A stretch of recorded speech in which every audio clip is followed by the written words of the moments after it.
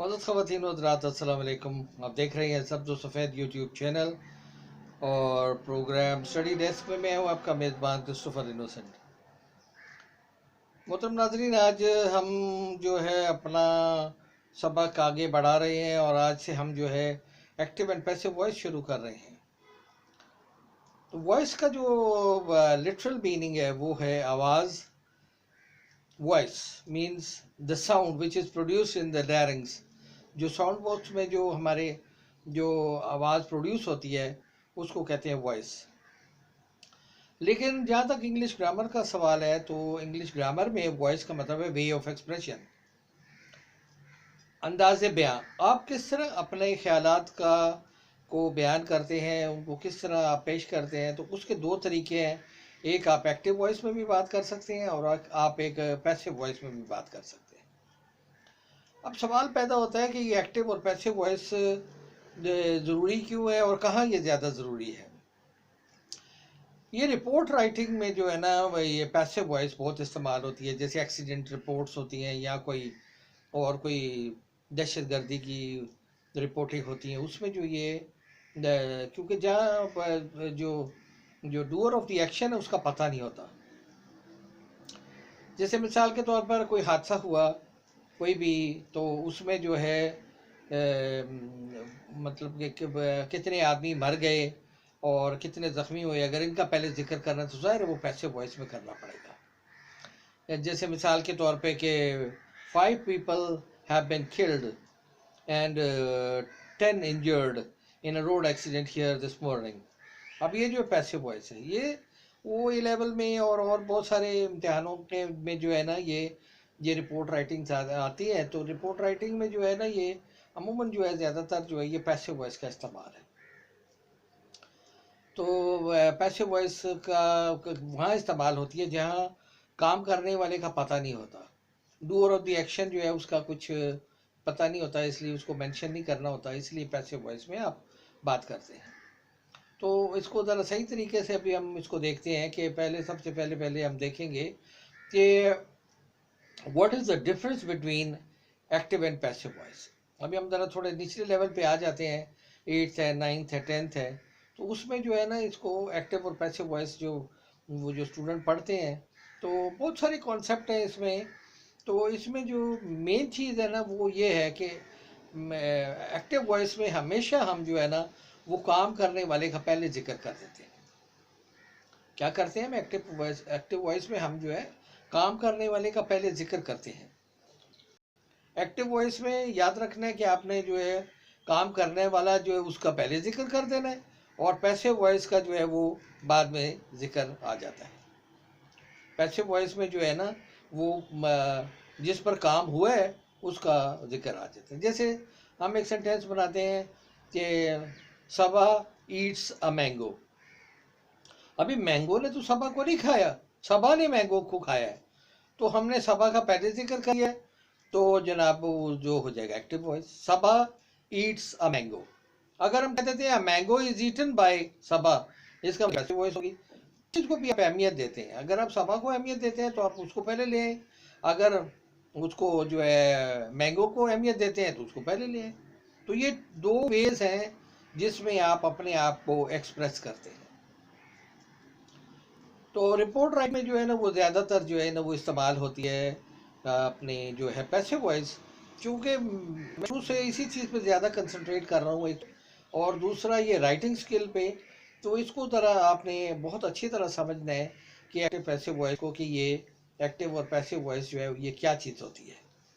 अगर आपको ये आप एक्टिव को पैसिव वॉइस में चेंज कर दें तो, या पैसिव को एक्टिव में चेंज कर दें, तो पहले आपको ये पता लगाना है कि वाकई एक्टिव है कि नहीं है इसको जो पैसिव में चेंज कर रहे हैं, तो उसका क्या कैसे पहचानेंगे।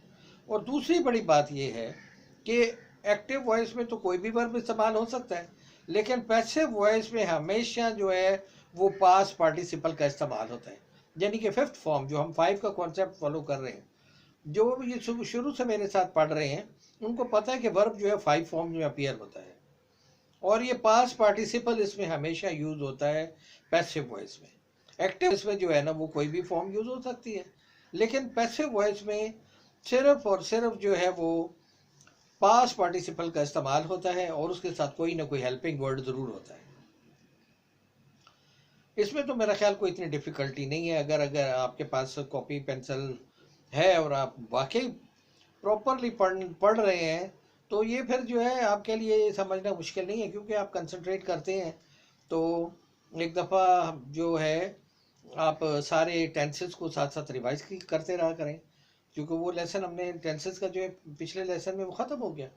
अब हमें जिनको टेंसेस अच्छी तरह समझ आ गए हैं, उनके लिए एक्टिव और पैसिव वॉइस या आगे चल के डायरेक्ट इनडायरेक्ट वगैरह जो है वो कोई भी चीज़ इतनी मुश्किल नहीं होगी। लेकिन जिनको टेंसेस नहीं है समझ में आए अभी सही तरह प्रॉपरली, तो इसका मतलब ये है कि अगर एक पाँव आपका सही तरह नहीं जमा, आप दूसरा पाँव नहीं उठा सकते। तो आप ज़रा कोशिश करके थोड़ी हिम्मत करें और इसको, इस लैंग्वेज को, अभी देखें अभी तक लॉकडाउन है और अभी तक आपके पास टाइम है। फिर आप अगर स्टूडेंट हैं तो फिर आप मसरूफ़ हो जाएंगे और यकीनन जो है फिर इतना टाइम आप लोग, क्योंकि देखिए मसरूफ़ लोग ही ज़्यादा काम करते हैं।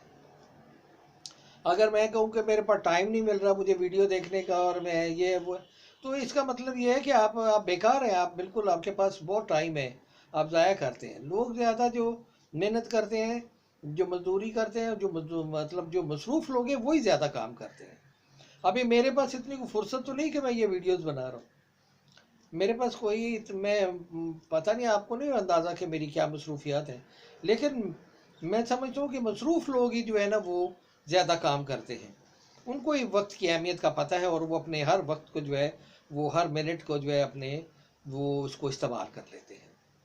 तो इसमें जो है अभी अगर एक्सरसाइज इसको देखें तो इसमें यह है कि एक्टिव और पैसिव वॉइस में मैं चंद ये सेंटेंसेस बनाता हूँ। जैसे आज हम अगर सिर्फ 3 टेंसेस देखते हैं, आज हम सिर्फ 3 टेंसेस देखते हैं, तो उसमें जो है एक्टिव और पैसिव वॉइस में आप देखेंगे कि सिंपल प्रेजेंट टेंस जो है हमने उसको इस्तेमाल करते हैं, सिंपल प्रेजेंट, सिंपल पास्ट और सिंपल फ्यूचर, और इसको हम जो है आज चेंज करते हैं। और इसमें जो है तकरीबन काफ़ी ये लंबा लेसन है और बड़ा ही ये कॉम्प्लिकेटेड भी है। ये सिर्फ इतना इजी भी, मैं हमेशा कोशिश करता हूँ कि कोई ज़्यादा कॉम्प्लिकेशन ना हो, आपको इजीली जो है हर चीज़ की समझ आ जाए, क्योंकि आपने अल्टीमेटली आपने आगे जाके राइटिंग स्किल के लिए आप काम कर रहे हैं। तो अभी जो पिछली आपने मेरी वीडियो देखी जो कि मैंने सीवीयू का जो विज़िट किया है, उसको मैं आपको कल, मैं अगर नेक्स्ट लेसन में जो है ना उसकी सारा जो है वाक़या वो लिख के आपको बयान कर दूँगा, ठीक है ना, क्योंकि वो मेरी एक दिन की डायरी है।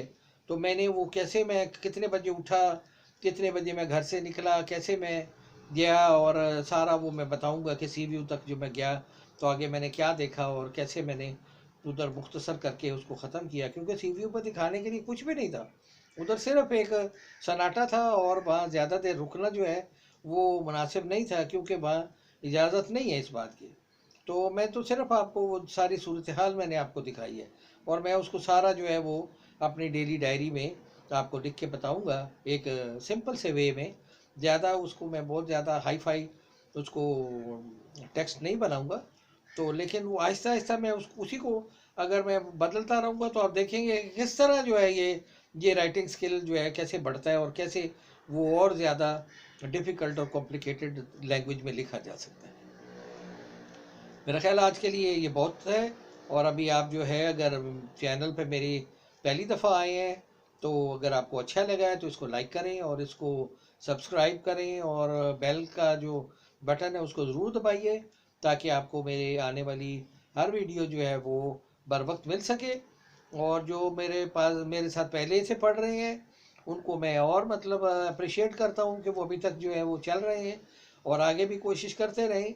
और जो है ये पता नहीं चलेगा आपको ये सफ़र कैसे कट जाएगा, क्योंकि अभी सबके पास ये मौका है। ये जो लॉकडाउन है ये बहुत बड़ी, मैंने ये बहुत पहले से ये शुरू करना था, 2 महीने 3 महीने पहले, लेकिन मेरी भी अपनी ज़ाहिर है हर एक आदमी की अपनी को मसरूफियात होती हैं जो कि अनअवॉइडेबल होती हैं। तो अभी आज के लिए बहुत है और इस लेसन को यहीं ख़त्म करते हैं और उम्मीद करते हैं कि भाई आप लोग इसमें इंटरेस्ट ले रहे हैं। और खुदा हाफिज़।